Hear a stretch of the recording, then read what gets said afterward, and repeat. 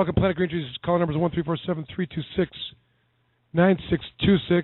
Episode 181, Bonafide Revisited. Got a packed house of guests. I see the call lines are lighting up. I know that our one and only Rick Thompson is on the line. Rick, welcome, and sorry I couldn't be here tonight, but you're missed, but I'm glad you're here. Well, thanks very much, Michael. Excuse me. I'm kind of bummed. I know I enjoyed spending time with Eric and Theo, and they both live about 10 minutes away from me. I would have loved to know you guys were coming down. I could have copped a ride with you. That's the reason I'm not there tonight. Let me interpret that. You should have called them. Okay. Anyways. Well, we'll open the bus line. Also, while I know he's going to be in the studio coming, he's on his way, but we got the one and only Jamie Lowell. Jamie, are you there? I'm here. I'm outside, coming in. All right, good. So that's about the most you'll hear from Jamie tonight. Thanks for calling, Jamie, and he'll be down in the studio in a minute. And now for Jamie's report, we go to Eric. It was more than the usual. Hello. Is this thing on? What's going on here? All right, so what I'd like to do right now, with an hour and a half left in the show, is turn it over to Rick of the Compassion Chronicles, who's going to bring us the news. Rick, take it away.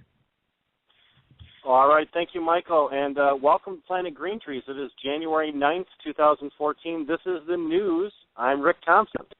Let's start with some notes from Michigan, including an update on HB 4271 and HB 5104. Both bills have been assigned to a committee in the Michigan Senate just this week. The bills will be debated in amended Operations Committee. Now, that body is chaired by Senator Randy Richardville, one of the two sponsors of SB 660. SB 660 was passed by the Senate and the House in 2013 and was signed by the governor before the end of the year. HB 4271, the Provisioning Centers Act, received a 95-14 vote in the House. HB 5104 received a vote of 100 in favor to only 9 opposed. It is uncertain at this time when, in 2014, these bills will be brought up for a debate and a committee vote. In Detroit, longtime marijuana rights supporter and former Michigan legislator George Cushenberry was elected as Detroit City Council President Pro Tem. The vote designates Cushenberry as the number 2 man on the council. During a recent gathering at Detroit's Marijuana Ranch, cannabis law reform supporters came out in numbers to show support for one of the council's newest members. Cushenberry has always been generous with his time and with his praise for the marijuana reform supporters. 2 nights ago, sitting Michigan Senator Vincent Gregory announced his candidacy for United States Congress during a celebration in his honor at the Detroit law firm of Cannabis Counsel. Gregory currently represents a region of South Oakland County. Also in attendance and announcing his candidacy for U.S. House was George Brico. Vincent Gregory is seeking the seat currently occupied by Representative Gary Peters. Brico is seeking the seat held by Sander Levin. Nationally, backers of a constitutional amendment to allow Florida patients to use marijuana for medicinal purposes say they will turn in enough signatures to qualify for the fall ballot by next week. Supporters of the measure have until February 1st to submit just over 683,000 valid signatures of registered voters. Realistically, the backers are shooting for about 1 million signatures to account for any signatures that may be deemed invalid. Organizers say they will hit that million signature mark by next week. And so far, the Florida Department of Elections says the group has submitted 265,000 valid signatures.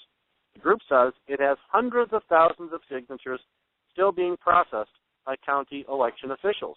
And if the measure makes the ballot, organizers say poll results show they will start the fall campaign in a very strong position.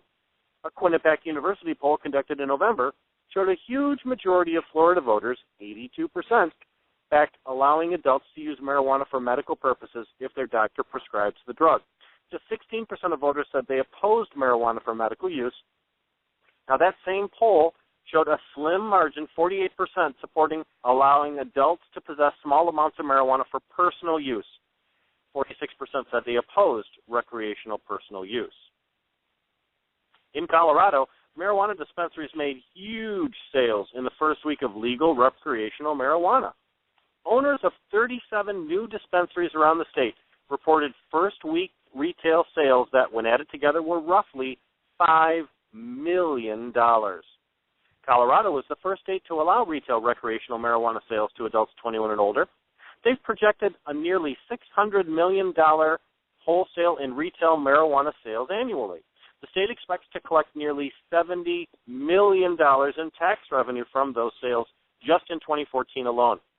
On New Year's Day, the first day legal pot shops were allowed to operate, sales exceeded 1 million in a single day.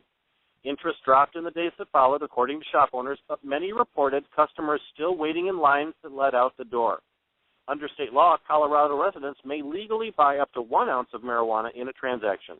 Tourists can purchase up to 1/4 of an ounce. But the initial rush to buy marijuana was so great that many shops imposed caps on the amount each customer could purchase, or they raised prices to curb demand and stave off a possible shortage. So far, none of those 37 retailers have reported any supply problems. And just because marijuana is legal for adult use in Colorado, it does not mean NFL players can start lighting up. Despite marijuana being legal in the state, it's still illegal under the National Football League's collective bargaining agreement. Under that agreement, a player who tests positive for marijuana can be suspended, but that could change sometime down the road. NFL Commissioner Roger Goodell left the door open for medical marijuana use when he was asked about that subject on Tuesday, 2 days ago. Specifically, Goodell was asked if there would ever be a time where players would be permitted to use medical marijuana in states where it's legal. Now, instead of saying no, Goodell offered the following statement. I don't know what's going to develop as far as the next opportunity for medicine to evolve and to help either deal with pain or to help deal with injuries, but we will continue to support the evolution of medicine, unquote, the commissioner said via ESPN.com.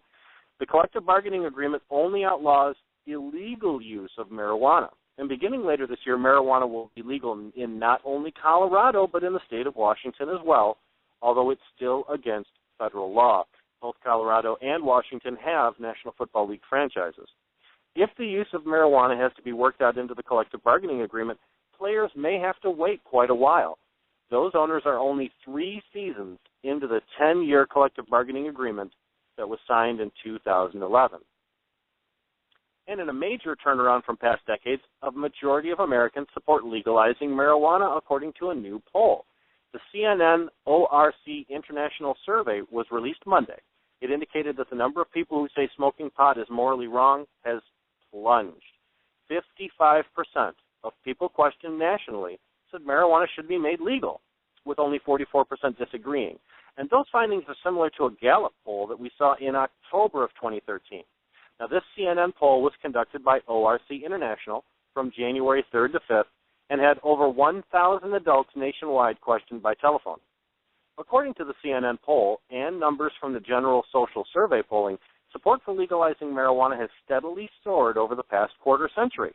It was only 16% supported in 1987, 34% in 2002, and only 43% a scant 2 years ago. To be at 55% is a huge jump. 2/3 of those people 18 to 34 years of age said marijuana should be legal, and 64% of those from 34 to 49 years were also in agreement. 50%, those from 50 to 64 years of age, believe marijuana should be legal, but if you get over 65, the number drops to only 39%. Now, the support is not uniform across the nation. Support was at 60% in the Northeast, 58% in the West, 57% in the Midwest, but just 48% in the South. 62% of Democrats, 59% of independents supported it, but only 36% of Republicans backed legalizing marijuana. 59% of men and 51% of women supported making marijuana legal for all adults. In 1972, about 1 year after President Richard Nixon declared drugs to be public enemy number 1, 65% said the use of marijuana was a very serious problem for the United States. That number has dropped to only 19%. The number of people who said marijuana is a gateway drug is down 23 points in 72. The number who said marijuana is addictive is down 10 points. And the number who said marijuana is physically harmful is also down 23 points. The biggest change indicated by the poll was reflected in the number of people who said smoking pot is morally wrong. In 1987, 70% of Americans said it was morally incorrect to use marijuana. They made it a sin in the minds of Americans, and that was a greater number than people said abortion or pornography was wrong.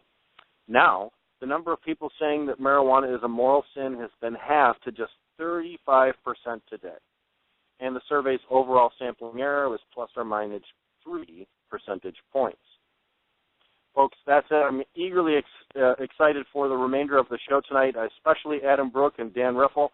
This is Rick Thompson. It's January 9th, 2014, and that is the news.